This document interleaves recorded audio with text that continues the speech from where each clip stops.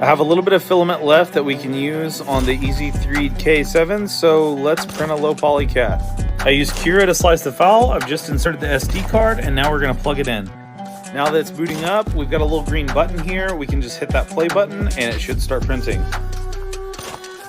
So the printing started. One thing I wanted to point out is the size of this machine. Like, look how big it is compared to my hand. It's pretty crazy how small it is. Time for a mid-print check-in. Things are starting to look good. Should be done here in the next little bit. All right, we're done. The entire print took a little under an